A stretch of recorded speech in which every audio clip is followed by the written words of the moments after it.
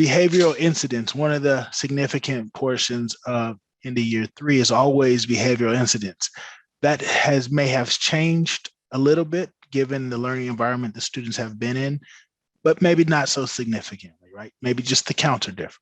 So let's real quickly review what's going to be collected, right? And so we're looking at incidents involving violations of Ed Code sections 48900 and 48915. These Ed codes specifically defined student discipline for the state of California. 48900 will tell you which suspensions are suspendable, right? And 48915, I believe, help specify students with disabilities, the discipline related to students with disabilities. Have to double check.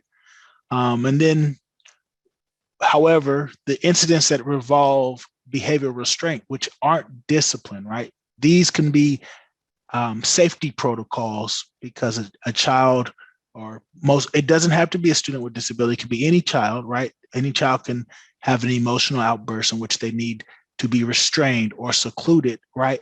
The point is we've added behavioral restraints and seclusions to the incident data collection, right? And so those are specifically governed in section 4905.1. And so it's always important to understand that we shouldn't be trying to define what is seclusion and what is restraint. We'll talk about that a little bit later. However, you have adequately trained people within your district, if not your district or your charter school, at the COE. But this is important data, and it's mandatory that not just discipline is reported, but also any incident of restraint or seclusion. Also, an important requirement is accounting for our students that may be at NPS schools, right? And we do have a training available that we did a couple years ago. It's recorded specifically for NPS schools, but the key points, you, the LEA data coordinator, have to have a line of communication with your NPS schools.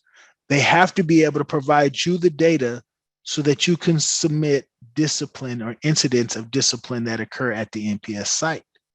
NPS schools are paid by your district, and therefore, for the most part, they have to adhere to all the same requirements and regulations that your district does. That includes reporting discipline incidents. You cannot exclude that information because it's not at your site or not directly within the LEA.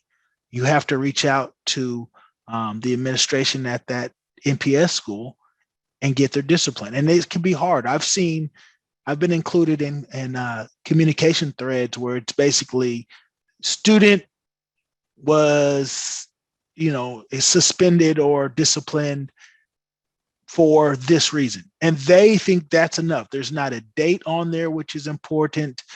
There's not a duration of days. It doesn't identify who was the person that administered it, or they may not know what is required for reporting, right?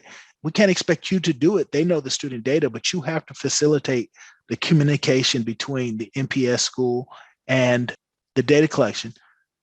You may have to enlist the help of your STAS data coordinator because those students at the NPS school are students with disabilities, and your STAS data coordinator may be more in line with those students, even may already have a rapport with the NPS schools. Either way, the key point is the onus is on you, not the NPS school, to get the data, and your resource may be your STAS data coordinator. Ultimately, it's required. And I know if you're new, it's a lot and it's fast. If you have questions, ask them because the information's there. It just may not be designed to be disseminated in this training, but we can always deviate. And specifically Kyron, can show you where to find that information. And so when we're talking about an incident, it's important to understand what an incident is. It's an event resulting in the use of physical restraint, mechanical restraint, seclusion, or a statutory offense has been committed. So essentially, that's the data we want the CalPADs. It's important you understand what an incident is because not all discipline, it would be considered an incident for CalPADS reporting, right? If a student has to log off of Zoom because they were unruly or they wanted to wear inappropriate clothes, you have to decide locally, was that an incident? Was that a violation of a statutory offense? If it's not, but the child still had some type of minor discipline, that may not be an incident worth reporting because it's not defined as far as what you should report, right? When you have in student classes, sometimes students are talking and they don't stop. Maybe you move them to a different desk, they continue to talk, teacher says go outside. They wait for a break in the instruction to go talk to the student and get them back focused. That may not be an incident, right? That, teachers do this all the time. But certainly students being suspended or students that have to get referrals or expulsions, those are significant incidents. Any incident involving a firearm or a weapon. So you want to become versed in this, and there are resources to find out specifically what is a statutory offense or what is an offense in CalPADS, right? Then you have your result, that's the outcome, right? And your list of results kind of help define what should be submitted and what can be submitted, because it can be an incident that there is no disciplinary action and you still report it based on a violation of a statutory offense or the event of a restraint or seclusion. Then you have statutory offense. We have the code set, which outlines what statutory offenses are in 48,900 and 48,915. And then it's important to understand the definition of seclusion, involuntary confinement of a pupil alone in a room or area which the pupil is physically prevented from leaving. And so it's important to understand this definition because often students can be separated temporarily from their classmates. As I mentioned, the example of putting a student outside just for a moment or for a few minutes, that's not necessary seclusion. Why? Because if you look at the second half of the definition, the pupil is not physically prevented from leaving, right? I was an interesting kind of kid, and there was an incident where I had to be separated from my classmates, but I wasn't physically restricted to anything, right? I could have decided this ain't going to work and did whatever I wanted to do. So that wouldn't have been seclusion, right? And so it's important to understand these definitions. It's even more important to understand who has been trained because they would know if the student has been subject to seclusion or behavioral restraint. And then there's two types of restraints, mechanical restraint and physical restraint. It's important to understand how incidents are submitted because it's not a single source. There's 3 different file types. You first have to establish the incident, right? And I don't want to go into this too deeply because we have a whole training dedicated to this, but you establish the incident and any students involved in the incident. It can be multiple students, it could be a single student. Then you tell us their outcome. Every student involved in an incident has an outcome. Even if that outcome is no discipline, you have to find that code and report it. Every student has an outcome, okay? So these 2 files are required to report a basic incident. Those incidents that the result of a student offense or involve the student committing an offense, that offense has to be reported. A student may have multiple offenses in a single incident. A student may have multiple incidents and multiple offenses. A student may have an incident with no offense, right? And again, all this is explained, a lot more in depth in a specific training, also the data guide. And then when you're submitting these files, what's required, right? And then again, this is very brief. It's supposed to be a review. You have to have the student enrolled to submit any student information about that student, right? So if the student is enrolled at Burbank High School and goes to Kennedy High School and gets in a fight, where do I report, right? Well, if you look at the data set, it doesn't have anything about where the incident occurred. You're going to submit that suspension from Burbank High School. If you think about the result, who's suspending the student? It's not Kennedy High School, or it's going to come from Burbank. And so that relationship of the student's enrollment has to be submitting the incident information, right? Once you say the student was involved in an incident, what's the result or what's the solve? And while the SIRS, the incident result, and the student offense, the solve, are on the same level on this slide because they have no relationship. Because the SOF is optional, all that has to be submitted is the sync before the SOF. We suggest submitting the sync, the SIRS, then the SOF. What's unique is you allow room for error if you submit a incident and fail to submit the SIRS, but do submit a SOF, or if you submitted a sync and a SIRS and you indicate in a sync that the student committed offense and you fail to submit a SOF. There are errors that you may have to resolve related to that. So it's important to understand the requirements and the structure and the submission format. So that was a lot, but we're going to move on to student absenteeism. And so another part of the data collection is student absenteeism. Yes. Sorry. Doug has a question. I am running into cases where we have minor incidents causing all-day in-house suspensions, but the incidents are not ed code violations. The issue is being caused as we are reporting all-day in-house suspension in the STAS suggestions or guidance. So his questions is that, I think his dilemma is that ed code violations are only associated to suspensions. So the question is, can you suspend someone who hasn't created or committed ed code violations? That's a good question. So look, we're not expert in student discipline or ed code violation, right? I don't think Kyron, Marshall, or I have ever worked at a district. But if you read ed code 48900, which I'm going to drag on the screen, and I'm going to try to enlarge, it doesn't just outline the different offenses. It specifically says a pupil shall not be suspended from a school or recommended expulsion unless the superintendent of the school or district or the principal of the school which the pupil is enrolled determines that the pupil has committed an act defined pursuant to any subdivisions, right? So this is basically section 48900, and it's saying you cannot suspend a student unless they committed one of these violations. Fortunately for you, each one of these violations is mapped in the CalPADS code set as a student offense. And so if you can't accurately describe a student offense and you suspended a student, you need to consider whether or not that was an appropriate punishment. That's exactly, the review these governmental agencies are doing. That's why the student discipline data is important, right?